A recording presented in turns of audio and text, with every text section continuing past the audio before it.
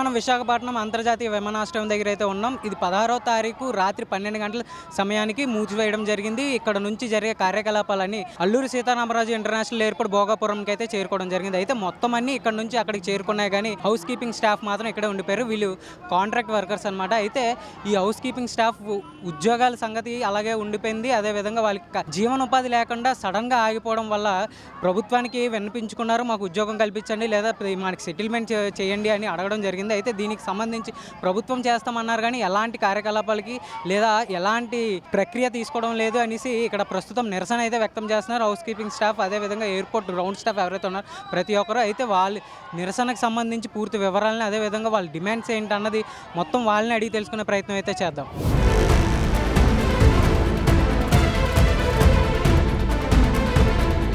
విశాఖపట్నం అంతర్జాతీయ విమానాశ్రయం నుంచి భోగాపురంలోని అల్లూరి సీతారామరాజు అంతర్జాతీయ విమానాశ్రయానికి వాణిజ్య సర్వీసులు తరలిపోవడంతో దశాబ్దాలుగా విశాఖ ఎయిర్పోర్టును నమ్ముకున్న వందలాది మంది కాంట్రాక్ట్ కార్మికుల జీవితాలు అంధకారంలో పడ్డాయి. ఈ నెల 16వ తేదీ అర్ధరాత్రి నుంచి కార్యకలాపాలు నిలిచిపోగా గత 9 రోజులుగా హౌస్ కీపింగ్ సిబ్బంది, ట్రాలీ బాయ్స్, గ్రౌండ్ స్టాఫ్ నిరసనలు వ్యక్తం చేస్తున్నారు. ప్రభుత్వం ఇచ్చిన హామీలు నీటి మూటలయ్యాయంటూ కార్మికులు రోడ్లపై కన్నీరు మున్నీరవుతున్నారు.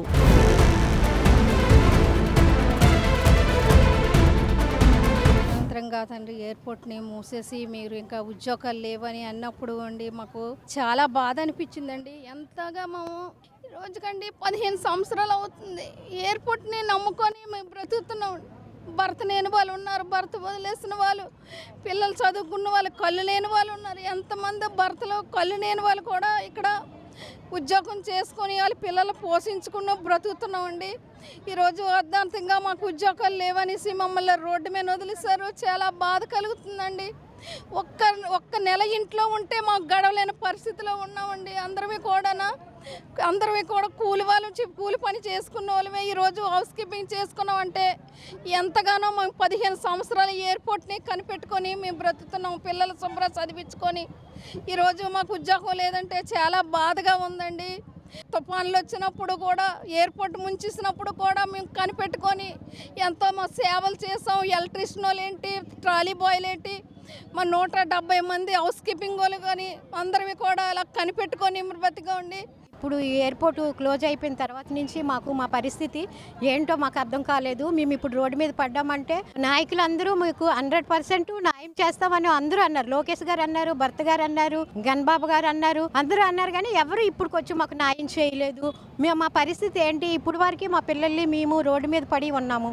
కనీసం గుర్తించి కూడా రాలేదు, ఒక్కరు కూడా రాలేదు. ఇలాంటి పరిస్థితిలో ఉన్న నాయకులు మాకు ఏటి న్యాయం చేస్తారని మేము అడుగుచున్నాము. మాకు కరెక్ట్ న్యాయం చేయాలి, లేదంటే మాకు సరైన ఉద్యోగం ఇవ్వాలి, లేదంటే మా ఫైనల్ సెటిల్మెంట్ కూడా మాకు చేయాలి. ఏది చేయకుండా మమ్మల్ని రోడ్డు మీద పడేసి ఉన్నారు.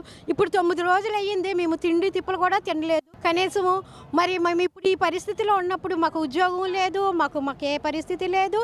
మేము ఇక్కడ వచ్చి అందరూ 170 కుటుంబాలు కూడా రోడ్డు మీద పడి ఉన్నాము.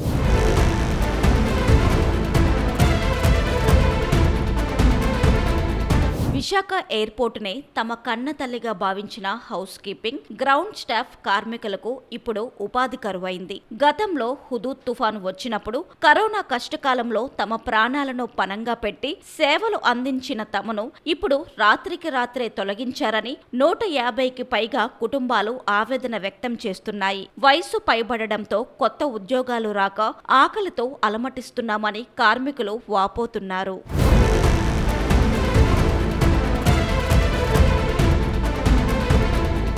నేను 20 సంవత్సరాలు బట్టి ఎయిర్పోర్ట్లో చేస్తాను సార్. నా భర్త, నా పిల్లలు అందరూ దీని మీద ఆధారపడి ఉన్నాం సార్. మాకు ఇప్పటికే మొన్నటి నుంచి మాకు 9 రోజులు అవుతుంది సార్. మాకు ఏ ఆస్కారం లేదు సార్. చంద్రన్న, నువ్వు ఉన్నావని అనుకున్నావన్నా, నువ్వు రావాలన్నా, మాకు ఏదో న్యాయం చేయాలన్నా, మాకు అదే కోరుకుంటాను అన్నా. చంద్రన్న, నువ్వు ఉన్నావు, నువ్వు నిలబడతావని అనుకున్నావన్నా, మాకు ఏదో దారి చూపించన్నా. చంద్రన్న, మేమెంతో బాధపడతాను. 9 రోజులు బట్టి మేము ఇలా బాధపడతాను. ఎండనక కోననక ఏదో తినకుండా ఏదో బాధపడతాను. మమ్మల్ని న్యాయం చెయ్యన్నా. చంద్రన్న, మాకు ఏదో దారి చూపించన్నా. నిన్నెంతో మా ఇంటికి పెద్ద కొడుకు అని అన్నాం సార్. మేము ఓటు వేసాం, అలాగే ఎంతమందో ఓట్లు వేసాం. నిన్ను నిలబెట్టాను, వస్తావని ఇప్పటి వరకు మేము చూస్తాను. చంద్రన్న, మమ్మల్ని క్షమించండి. ఏదైనా తప్పుంటే మమ్మల్ని క్షమించన్నా. చంద్రన్న.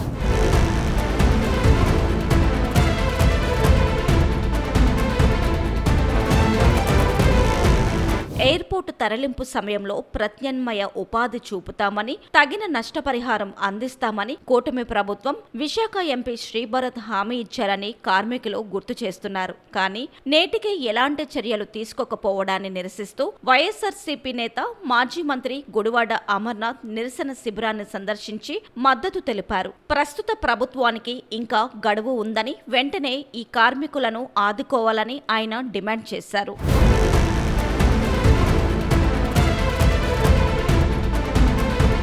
దాదాపు 8-9 రోజులుగా విశాఖపట్నం ఎయిర్పోర్ట్లో 170 మంది కాంట్రాక్ట్ కార్మికులు గడిచినటువంటి 20-25 సంవత్సరాలుగా కాంట్రాక్టర్ ఎవరు మారినా సరే వర్కర్స్ మాత్రం వీళ్ళే దాదాపు 20-25 సంవత్సరాల నుంచి పనిచేస్తూ ఉన్నారు.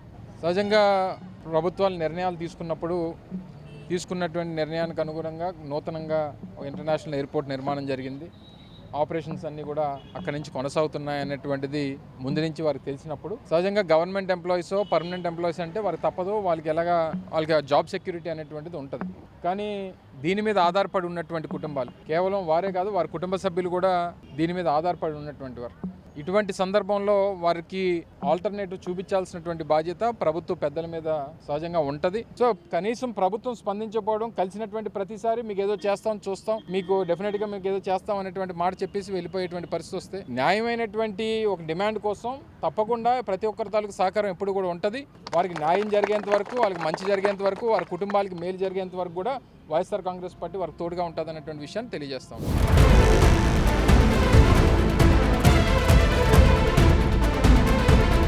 కార్మికులు 2 స్పష్టమైన డిమాండ్లను తెరపైకి తెచ్చారు. ఒకటి, విశాఖపట్నంలో కనీసం డొమెస్టిక్ విమానం సర్వీసులైనా కొనసాగించాలి లేదా తమను భోగాపురం ఎయిర్పోర్టులో విలీనం చేస్తూ తగిన నష్టపరిహారం చెల్లించాలి. పౌర విమానయాన మంత్రిత్వ శాఖ మరియు రాష్ట్ర ప్రభుత్వం తక్షణమే స్పందించాల్సిన అవసరం ఉందని కార్మికులు వాపోతున్నారు. అధికార యంత్రాంగం మరియు కాంట్రాక్ట్ ఏజెన్సీలు ఉమ్మడి సమావేశం ఏర్పాటు చేసి ఈ 150 మంది కుటుంబాలను ఆదుకోవాలని వైసీపీ మరియు కార్మిక సంఘాల నేతలు డిమాండ్ చేస్తున్నారు.